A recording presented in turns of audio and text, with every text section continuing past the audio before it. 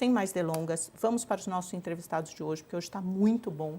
Deixa eu convidar a Carla Araújo, que é minha querida amiga, colunista do UOL e também diretora da sucursal de Brasília. Carla, bom dia, bem-vinda. Primeira vez no Mercado Aberto, que você volte sempre, viu? Muito feliz com a sua participação. E do outro lado, Marcos Pestana, que é diretor executivo da IFA, Instituição Fiscal Independente, né, ligada ao Senado, aí, que sabe tudo de contas públicas. Eu acho que é o momento ideal para a gente ter essa conversa que envolve política e economia. Carla, eu vou pedir licença, vou abrir com o Marcos, porque eu acho que a partir da resposta dele vai ensejar uma série de outros questionamentos para você. Marcos, a gente estava conversando um pouco antes de entrar no ar e você me dizia o seguinte, que apesar, né, de toda essa crise gerada, esse barulho gerado em torno do aumento do IOF, pelo menos ele teve condão de colocar o bode na sala, iniciar um debate que você vê como saudável, sobre uma crise que é muito grave, a crise fiscal. Esse debate estava contratado só para o ano que vem, já tendo em vista o orçamento de 2027, a eleição presidencial e o próximo presidente que vai assumir ou esse que vai continuar. Mas esse debate foi antecipado. Então, nos explique, que crise é essa e quais as consequências que ela tem? Amanda, Carla, bom dia a todos os espectadores do Mercado Aberto. Já disseram outros que as crises são as parteiras da história. E há um aspecto positivo nesse impasse político atual, envolvendo uma discussão rica o Congresso e o governo, o Ministério da Fazenda, a equipe econômica, que é sobre a gravidade da crise fiscal. O primeiro passo para solucionar uma crise é a consciência, o diagnóstico sobre o problema. E nós caminhamos para um estrangulamento fiscal absoluto. O Brasil tem o orçamento mais engessado em todo o mundo. Não há precedente, não há antecedente, não há exemplo de país algum que tenha um orçamento tão engessado, onde basicamente todas as despesas são obrigatórias. Nós teríamos 3 objetivos. O pano de fundo da discussão dessa crise, desse estrangulamento fiscal. Os 3 objetivos centrais seriam, primeiro, evitar um colapso da máquina pública, previsto pelos números do próprio governo no projeto de lei de diretriz orçamentária para 26, esse estrangulamento absoluto, parecido com o shutdown americano, estaria previsto para 2027. Então, é logo ali. Nós estamos no meio de 2025, então, 1 ano e meio à frente, nós estaríamos vivenciando um estrangulamento orçamentário absoluto, contaminando o dia a dia da máquina pública, das políticas públicas. Segundo objetivo, estancar a dívida. Nós precisamos, para isso, ter juros menores e produzir superávites primários.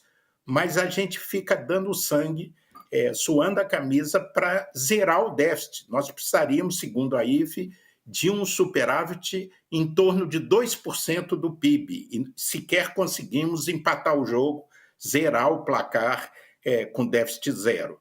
E o terceiro objetivo é retomar a capacidade de investimento do governo federal, que sempre foi o principal vetor do investimento público para alavancar o desenvolvimento sustentado.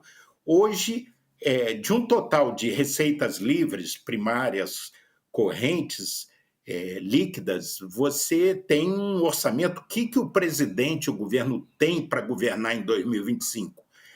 2 trilhões e 300 bilhões. O PAC, que é o conjunto de projetos estratégicos selecionados pelo próprio governo como semente do futuro, do aumento da produtividade, para o país avançar a sua renda média, a sua renda per capita, são só 60 bilhões. Então, é totalmente insuficiente. E nós precisaríamos, então, evitar o colapso fiscal, o estrangulamento, estancar a dívida, porque isso é muito ruim para os juros e para as expectativas. Em terceiro lugar, seria fundamental o governo ter uma capacidade de investimento. Isso é tarefa, esses 3 objetivos, um de curtíssimo prazo e outro de médio e longo prazo, não são nada fáceis, não há ajuste fiscal indolor, não se faz omelete sem quebrar os ovos, não se faz ajuste fiscal sem contrariar interesses, em reduzir benefícios, em ter normas mais austeras para a expansão do gasto público. Então, daí a complexidade e esse impasse instalado sobre que caminhos tomar. Marcos, bom dia, mas antes, bom dia para Amanda. É um prazer estar aqui, Amanda, pela primeira vez, espero voltar.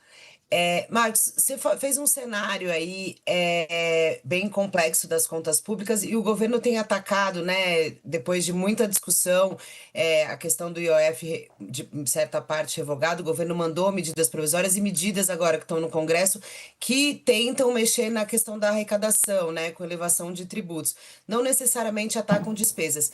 Eu queria te perguntar, na sua avaliação, esse pacote enviado pelo Congresso, pelo governo ao Congresso, que tipo de efeito ele tem? E aí aquela sempre eterna discussão, é preciso cortar na carne. O governo pode cortar na carne, onde deve cortar na carne, mas é indo para além. E o Congresso pode fazer a sua parte? Porque muito que a gente analisa aqui, conversa com as pessoas o Congresso cobra do governo medidas, mas também não quer, por exemplo, reduzir o seu montante de emendas parlamentares ou reduzir outros custos que poderiam ajudar na elevação no equilíbrio melhor dessa questão fiscal. Carla, é evidente que o bacana é gastar, fazer coisas boas, obras, realizações, fornecer benefícios aos cidadãos. Eu tive 4 mandatos parlamentares, 2 como deputado federal, e a dinâmica da política é óbvio que você não tem preferência por medidas amargas de ajuste fiscal. Nós vamos entender bem, essa discussão, olha como é que o problema é complexo. Nós estamos tratando em toda essa polêmica de resolver 2025 e 2026. Estamos longe de uma abordagem sistêmica e estrutural para, por exemplo, conseguir sair do déficit zero para gerar um superávit de 250 bilhões de reais para estancar a dívida, que está crescendo como bola de neve, ameaçando o horizonte de médio prazo do país, e estamos longe também de ter um PAC, um programa de investimento que seria ideal, vamos dizer, de 20% das receitas disponíveis, alguma coisa em torno de 450 bilhões, quando o PAC hoje é 60 e tende, na perspectiva de 2027-2028, a zero. Então, nós estamos discutindo somente medidas que são aí estimadas em 20, 30 bilhões de reais de ajuste anual e, portanto, não é a solução do problema sistêmico. Agora, o governo fez, primeiro, um movimento em favor do gasto, que foi a PEC da transição. Ali foi onde a boca do jacaré abriu, né? Você vinha diminuindo o déficit estrutural e ali na PEC de transição houve uma licença para o gasto e que levou a medidas permanentes como a retomada da vinculação da saúde e da educação e a volta do salário mínimo com correções acima da inflação, indexando 4 despesas orçamentárias fundamentais. Então, houve um movimento de gasto. Logo depois, para bancar essas decisões, houve um pacote exitoso, diga-se de passagem, de receitas, que foi o pacote de 2023, onde, por exemplo, se tributou fundos exclusivos, fundos no exterior, fundos offshore, houve mudança na compensação de créditos tributários, mudança no JCP.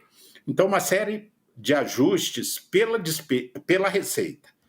No finalzinho de 24, houve um pacote que foi considerado pelo mercado tímido de corte de controle de despesas, que não surtiu tanto efeito como surtiu o pacote das receitas. Agora, novamente, o governo tenta resolver pelo lado da receita e não pela mudança da dinâmica das despesas. Marcos, Nós já temos uma carga tributária muito alta por um país emergente e há uma resistência na sociedade e no Congresso ao aumento de qualquer imposto, o que não quer dizer que não possa haver redistribuição da carga, mas o limite da carga, 34% do PIB, é a média da OCDE que envolve os países desenvolvidos. Então, o Brasil é recordista entre os emergentes.